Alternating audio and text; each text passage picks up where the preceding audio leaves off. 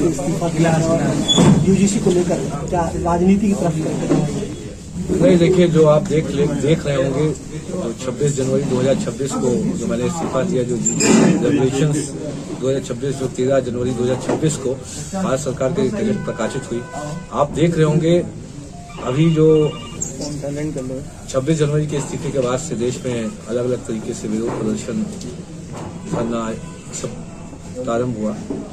उसके क्रम में जो मैंने पहले बताया था कि एक तरीके से जो उसमें जितनी भी रेगुलेशंस हैं जातिगत आधारित भेदभाव में जो सामान्य वर्ग के जो विद्यार्थी हैं, जो यूनिवर्सिटी में पढ़ने वाले हैं, उनको स्वघोषित अपराधी मानते हुए यह जो रेगुलेशन है प्रकाशित हुई, जारी की गई। इससे सामान्य वर्ग के अभ्यर्थियों में जो बेटियों के साथ अत्याचार, मानसिक शोषण की घटनाएं बढ़ेंगी और आगे भविष्य में, क्योंकि जब सामान्य वर्ग का व्यक्ति परेशान है तो दूसरे वर्ग के परेशान व्यक्ति भी आपस में लड़ रहे होंगे, तो एक तरीके से जो देश में जो आंतरिक कलह का माहौल होगा वही बढ़ता जाएगा। मैंने पहले ही आपको बता दिया था, पिछले 3 दिन की घटनाएं आप देख लीजिए, कहीं प्रयागराज यूनिवर्सिटी में लड़ाई हो रही है, कहीं बनास यूनिवर्सिटी में लड़ाई हो रही है, कहीं गाजियाबाद में, कहीं नोएडा में, और ऐसे ये छोटे संघर्ष बढ़ते ही जाएंगे।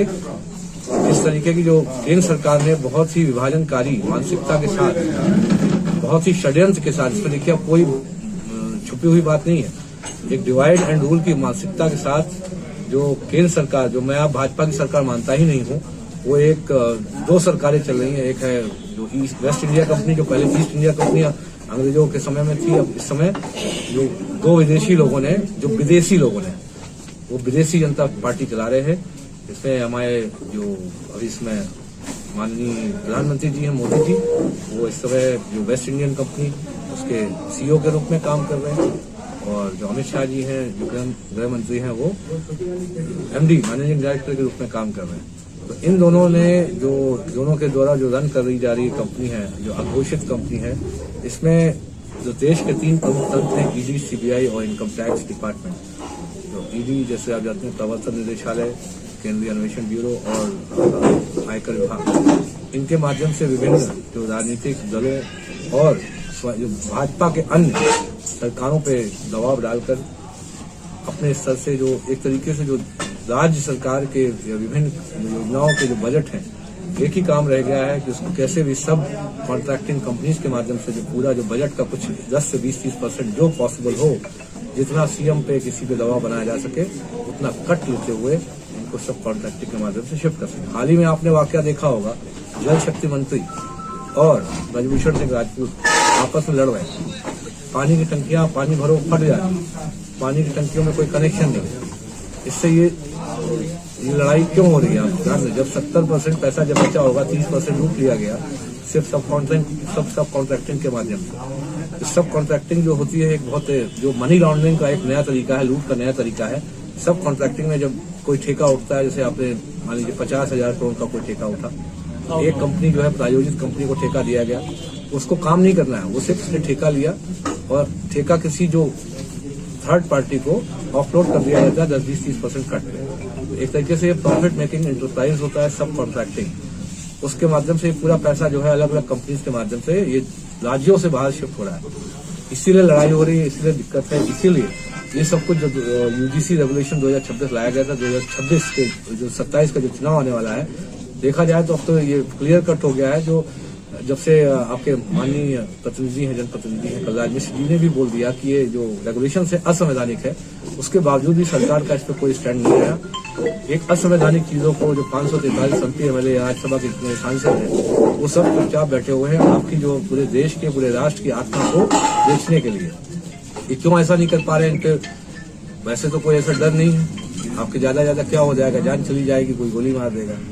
ईडी, सीबीआई और इनकम टैक्स का डर है, लेकिन ये नहीं सोच रहे हैं कि पूरा समाज हमारा खत्म होने जा रहा है। आप देखें 3-4 दिन से कैसी घटनाएं हो रही हैं, हमारा पीटा जा रहा है, लोग एक दूसरे लड़ रहे हैं, जो लोग ओबीसी, एससी, एसटी, कोई जनरल आपस में लड़ रहे हैं। ये यदि इस रूप में लागू हो गया या किसी भी रूप में लागू होता है तो देश में सिविल वॉर सिचुएशन डेवलप हो जाएगी, आंतरिक कलह का माहौल उत्पन्न होगा। जिस तरीके से जो स्टेप आपने लिया है, इसी तरीके से अमिताभ ठाकुर जी ने दिया, लेकिन आज क्या हाल है आपको पता है? लगता है कि सरकार पीछे लग सकती है आपके? देखिए सर, आप हुई वही जो राम रखा, आप हमें गोली मार दो। आप ये बताओ कितने लोग ऐसे हैं जिन्होंने कोविड में, लोग जानते हैं जो लोग खोए नहीं जानते हैं ना, तो हम क्या है, जिंदगी भर के लिए रहने वाले हैं। अरे हमें जेल भेज दो, जेल में भी 40 साल के बाद मुक्ति मुझे मिल जाएगी, लेकिन ये जो आंतरिक जेल है इससे मुक्ति मिल चुकी है। सबसे बड़ी बात है, हम लोग जेल से निकले, जो हमारी मानसिक जेल हम लोगों ने बना रखी है। और ये हमारे माननीय, जो मैं किसी वर्ग के, किसी अन्य वर्ग के जनप्रतिनिधि को नहीं बोलता, हम अपने जो सजाती है, मैं तो भैया अपने ब्राह्मण MP MLA से पूछूंगा, क्या आप में रीढ़ बची है, क्या आप में शर्म है, हया है, मानसिक गुलामी से निकल आओ, अभी भी समय है, अभी भी खड़े हो जाओ, हम सबके साथ खड़े हो, नहीं तो आपको समाज, आप देख रहे हैं, माफ नहीं करेगा। ये पहली बार देश में ऐसा अप्रत्याशित माहौल आया है।